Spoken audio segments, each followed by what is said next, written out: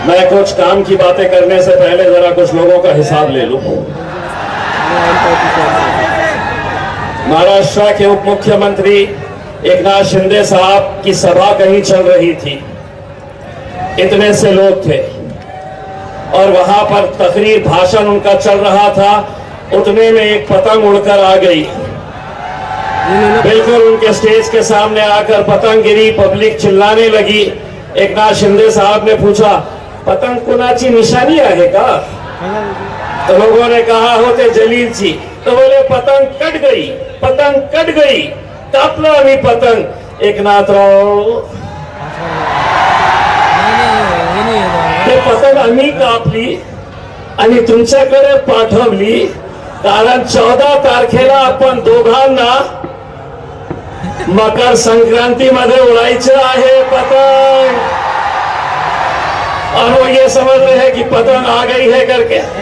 लोगों को हम ये याद दिलाने के लिए भेजे हैं। दूसरे 2-4 लोग हैं जिनके ताल्लुक से बोलना जरूरी है। अभी आज समाजवादी पार्टी के एक नेता अबू आसिम ने बंबई में बयान दिया है कि वो औरंगाबाद वाला, मैं उत्तर प्रदेश का रहने वाला हूं, पटक कर तेरे 32 के 32 दांत गिरा दूंगा। ये अबू आसिम बोल रहा है किसके लिए? मेरे लिए।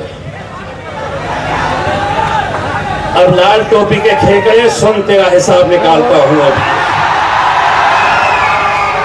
ये जो लाल टोपी वाला है, ये इलेक्शन कैसे लड़ता है सुनिए आप लोग। लोकसभा का इलेक्शन आया तो मैदान में कूद पड़ता है। 2014 के लोकसभा इलेक्शन के अंदर अबू आसिम की समाजवादी पार्टी ने इलेक्शन लड़ा। लोकसभा का वोट कितने मिले? 2646। 2014 में औरंगाबाद ईस्ट से एमएलए का इलेक्शन लड़वाया ये लाल टोपी के खेकड़े ने। वोट कितने मिले? 134। 134 वोट एमएलए बना था। फिर 2014 का सेंट्रल का इलेक्शन, जब अल्हम्दुलिल्लाह इस इत्तेहाद ने इम्तियाज जलील को एमएलए बनाकर भिजाया था, वहां पर उनका एक उम्मीदवार समाजवादी का पार्टी का उतारा गया था। भारतीय जनता पार्टी से पैसा लेकर उम्मीदवार का नाम क्या था पता है? अफसर खान यासीन खान। मत किती मिळाली? 2319 एमएलए बन रहे। फिर 2019 ईस्ट को, 2019 में ईस्ट कॉन्स्टिट्यूएंसी के अंदर यही लाल टोपी वाले ने अपने एक उम्मीदवार को खड़ा किया था। ये जो अभी 2 नंबर का धंधा करता है ना, फैसल कॉलोनी वाला। वोट कितने मिले थे? तो 5555 वोट मिले थे इसको, एमएलए बनता। फिर 2024 में हम खड़े थे, हमारे खिलाफ एक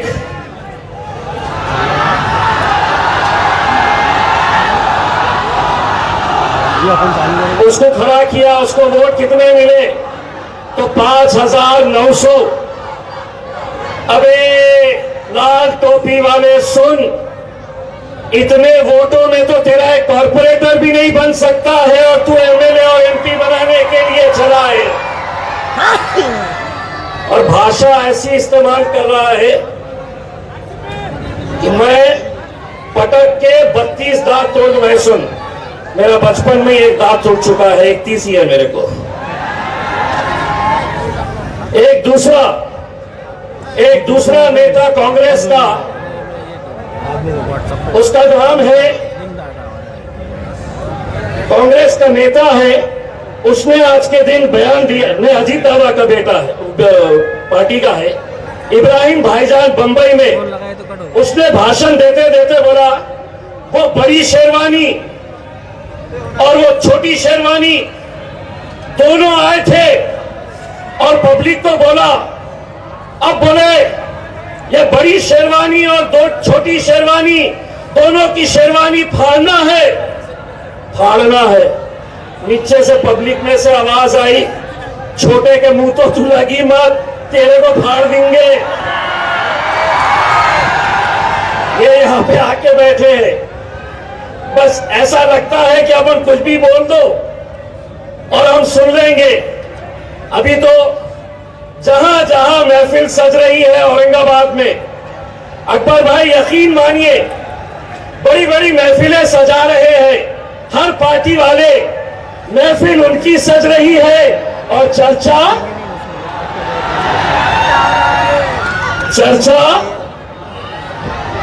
दूल्हे भाई का चर्चा हो रहा है। इसीलिए हम ये बात कहते हैं,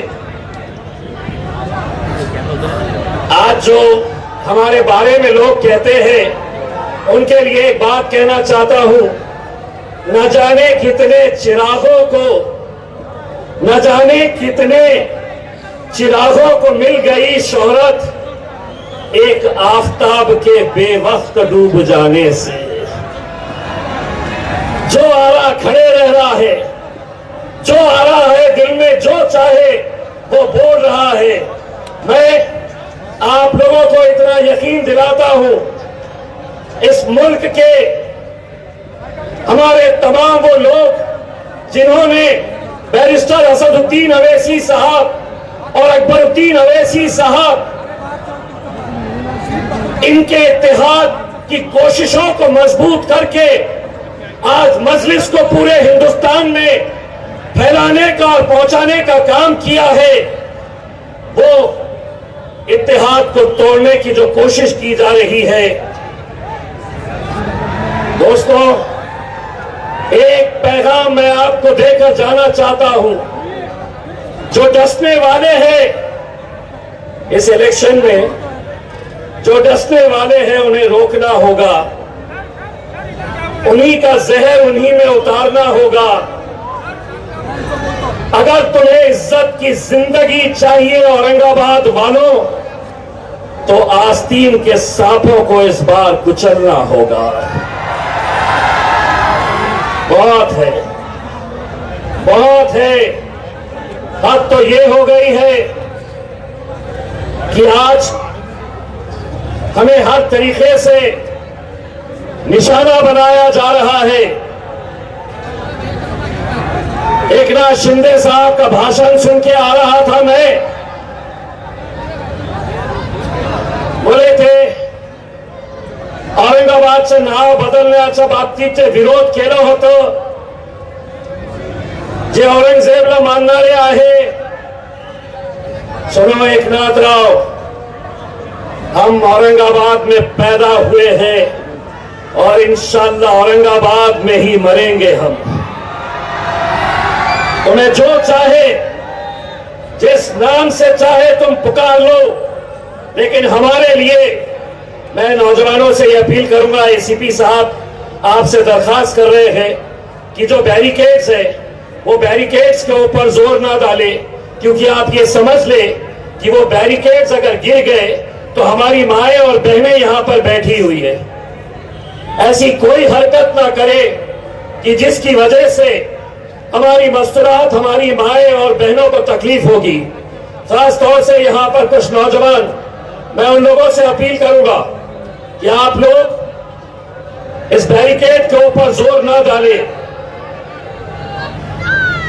मैं आप लोगों को यह बताना चाहता हूं इस मौके के ऊपर, ठीक है बहुत सारे लोग हमसे खफा हुए थे, लेकिन आज अल्हम्दुलिल्लाह मजलिस की मोहब्बत बैरिस्टर असदुद्दीन अवैसी साहब और अकबरुद्दीन अवैसी साहब से बेपनाह मोहब्बत करने वाले मेरे ये जियाले, मेरे ये नौजवान, आज कितने सारे लोग जो कल तक हमारे साथ नहीं खड़े थे, आज वो हमारे साथ स्टेज के ऊपर मौजूद है।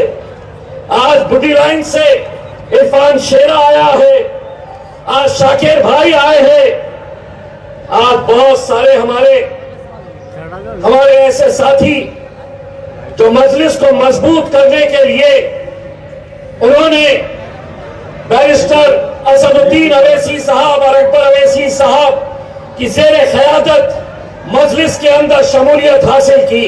15 तारीख के दिन ईवीएम मशीन, भाई सुनिए आपकी जरा सी गलती, हमारी ये जो माएँ और बहनें बैठी हुई है, मेहरबानी करके तमाम वो नौजवान पीछे से कोई धक्का ना दे, क्योंकि अभी सही मानों में अगर है, पीछे वालों जरा सुनो, अगर मजलिस के हैं तो सुनो, अगर भाजपा की तरफ से आए हैं तो करो हंगामा। हमें मालूम है आप मजलिसी है और कट्टर मजलिसी है। अभी तो क्या है, हम आए हैं, अभी बादशाह अकबर साहब आने वाले हैं और अकबर बादशाह आने के बाद 16 तारीख के दिन महानगर पालिका के अंदर हुकूमत भी आने वाली है, क्योंकि हुकूमत बादशाहों के पास ही रहती है और अकबर बादशाह से बड़ा कौन बादशाह है साहब हिंदुस्तान के अंदर। अगर ये नाम से, अगर एक ऐसा नाम जिसको सुनकर हिंदुस्तान के वजीर आजम की भी नींद उड़ जाती है, उस शख्स का नाम है, बोलो क्या नाम है?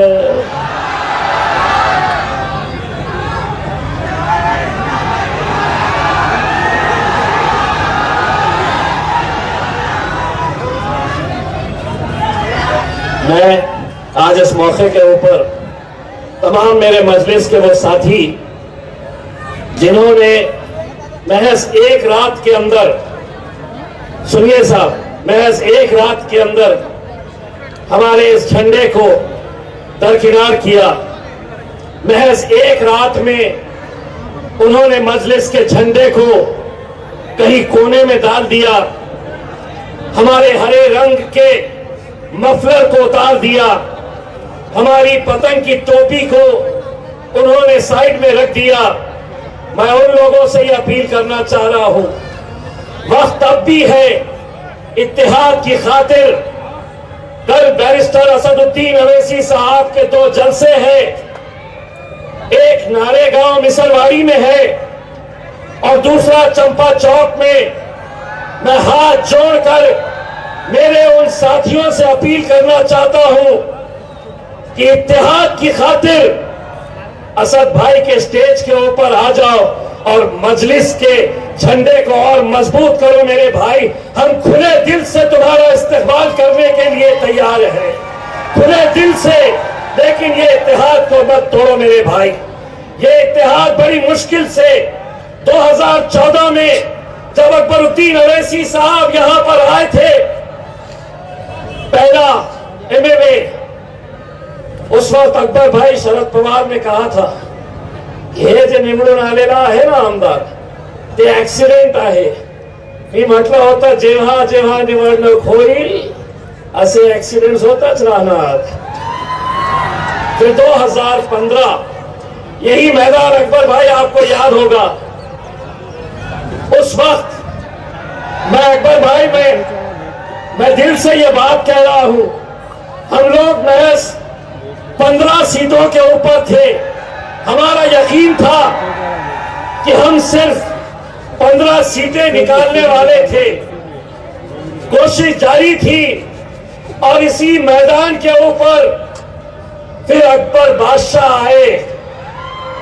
इसी मैदान के ऊपर जो आखिरी भाषण था, वो आखिरी भाषण ऐसा था अकबर भाई का कि 15 के 16 हो गए, यहीं का यहीं 16 के 17 हो गए, 17 के 20 हो गए और 20 के 26 हो गए। तो सिर्फ और सिर्फ अकबर भाई की वजह से हुआ था। उनकी उस तकरीर ने लोगों के जहनों को बदला था मेरे भाई। इस बार भी आज का भाषण आप समझ रहे होंगे कि सिर्फ आप ही लोग सुन रहे हैं, वो भी सुन रहा है, वो भी सुन रहा है। समझ गए ना?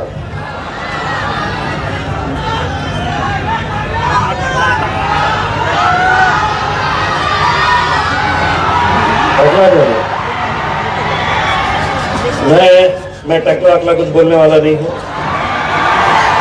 जाएंगे अकबर भाई के साथ इंशाल्लाह।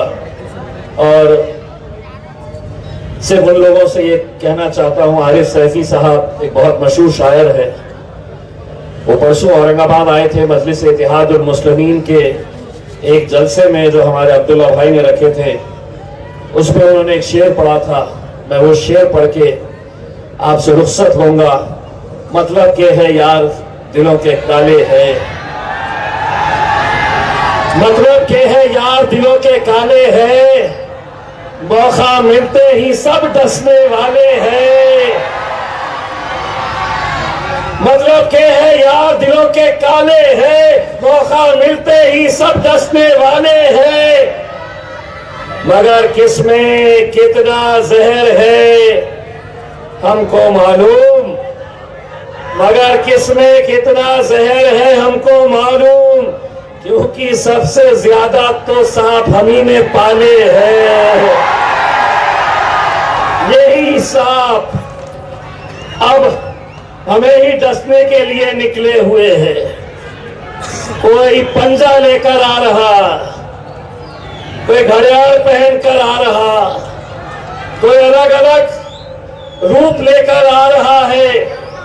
अरे तुम्हें भी मालूम है, इस शहर के नौजवान, मेरी माएं बहनें बुजुर्गों, ये जब सुबह उठते हैं, पोलिंग बूथ पे जाते हैं, ईवीएम मशीन के सामने खड़े रहते हैं, अल्लाह ऐसा क्या कर देता है कि हाथ खुद ब खुद पतंग के ऊपर चला जाता है। इस बार कहीं 2 ईवीएम मशीन रहेंगे, कहीं 3 रहेंगे, कहीं 4 रहेंगे। ना किसी का नाम ढूंढो, ना देखो कि किसका कौन सा नंबर है। जहां पर पतंग दिखी,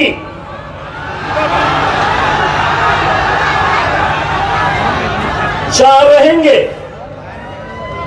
पहला देखना पतंग, दूसरा बोलो, तीसरा, चौथा, ये 15 को करना है और 16 को साथ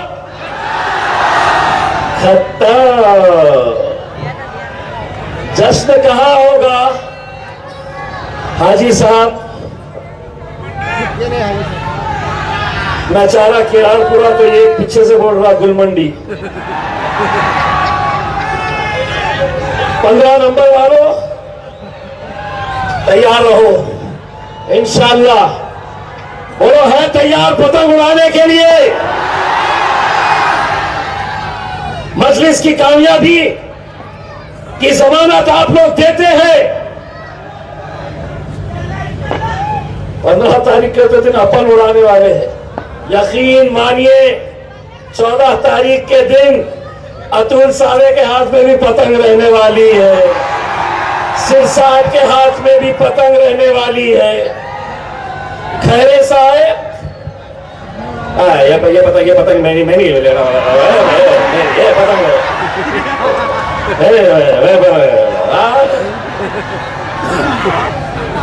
सब। इसीलिए मैं तमाम, देखिए ये शहर इतना अच्छा है, हम सभी त्योहार एक साथ मिलकर मनाते हैं। इसीलिए हम आपको कह रहे हैं कि 14 तारीख के दिन तुम मकर संक्रांति मनाओ या ना मनाओ, हम जरूर मनाएंगे इंशाअल्लाह। और जो लोग ये कोशिश कर रहे हैं कि हमारे इस इत्तेहाद को तोड़ा जाए, हमारे इस इत्तेहाद को बिखेरा जाए, आज जो लोग हम पर ये उंगली उठाकर कहते हैं कि मजलिस, MIM, असदुद्दीन अवैसी कट्टर जमात है, अकबरुद्दीन अवैसी, अकबर भाई से तो अकबर भाई ने बोल दिया इलेक्शन कब है, तारीख बता दिया अकबर भाई ने, मुझे बोलने की जरूरत नहीं है। लेकिन आज हमारे स्टेज के ऊपर देखिए कि आज अल्हम्दुलिल्लाह हमारे पास तकरीबन 7 हमारे दलित भाई दलित बहन है, ST समाज के हमारी बहन है, OBC के हमारे उम्मीदवार हिंदू समाज के भी आज स्टेज के ऊपर बैठे और वो कहते हैं कि हम कट्टर है। मैं मेरे तमाम दूसरे जाति और धर्म के मजहब के लोगों को, हमारे उम्मीदवारों को ये कहना चाहता हूं कि जमीन पे घर बनाया है मगर हम जन्नत में रहते हैं। हमारी खुशनसीबी है कि हम भारत देश में रहते हैं। तुमको जितना बोलना है बोल दो। इलेक्शन सिर्फ इतना कहना चाहूंगा। अच्छा, 19 बच्चों के बारे में अब समझा। चला बेटे, हमारा तलाक करवाने के पीछे पूरी तैयारी कर लो तुम। हाँ, मोहतरमा ने बोले ये मुसलमाना जो है ना वो 19 बच्चे पैदा कर रहे हैं। तो उन्होंने अपील किए, बोले ये 19 बच्चे पैदा कर रहे हैं, हिंदुस्तान को पाकिस्तान बनाना चाहते हैं। तो उन्होंने अपने भाइयों से बहनों से कहा कि अपन भी पैदा करो। तो हमने बोले नहीं 19 नहीं 20 करो ना, किसने रोका है। लेकिन तुम अगर ये सोच रहे हैं हिंदुस्तान का पाकिस्तान बनाना चाहते हैं तो सुन, 1947 के अंदर जब हमसे पूछा गया था कि तुम यहां रहेंगे क्या वहां जाएंगे, तो हमारे पुरखों ने कहा था कि हम इस मिट्टी में पैदा हुए हैं और इंशाअल्लाह इसी मिट्टी के अंदर हम दफन होंगे। मैं सिर्फ पुलिस डिपार्टमेंट से एक इल्तिजा करना चाह रहा हूं। हम इलेक्शन पूरे शांति के साथ, लोकशाही में हमको अधिकार दिया गया है कि हम इलेक्शन कैसा लड़े। लेकिन अगर कोई गुंडागर्दी करना चाह रहा है, कोई जोर जबरदस्ती करना चाह रहा है और पुलिस उनके ऊपर कार्रवाई नहीं कर रही है, मैं पुलिस कमिश्नर प्रवीण पवार साहब, यहाँ के DCPs, ACPs और तमाम पुलिस डिपार्टमेंट का मैं बहुत आदर और सम्मान करता हूं। लेकिन अगर कुछ गुंडे अगर ये समझ रहे हैं कि इलेक्शन के अंदर गुंडागर्दी करेंगे, तो हमारी तरफ से एक बात सुन लीजिएगा। हम अमन चाहते हैं मगर गुंडागर्दी के खिलाफ जंग लाजमी है, तो फिर जंग ही सही। हम उम्मीद करते हैं कि ये इलेक्शन किसी से ना उलझते हुए हम लोग पूरी मजबूती के साथ लड़ेंगे। और मेरी माएं और बहनों से खास तौर से ये इल्तिजा है, ये नौजवान जो पीछे खड़े हैं ये अपना वोट तो डाल देंगे, आप भी अपना वोट डाल देंगे, लेकिन वोट के साथ साथ मजलिस की कामयाबी के लिए दुआ भी जरूर करिए, क्योंकि दुआओं से भी अल्हम्दुलिल्लाह इलेक्शन जीते जाते हैं। बहुत बहुत शुक्रिया। वाखिर दावाना अल्हम्दुलिल्लाह।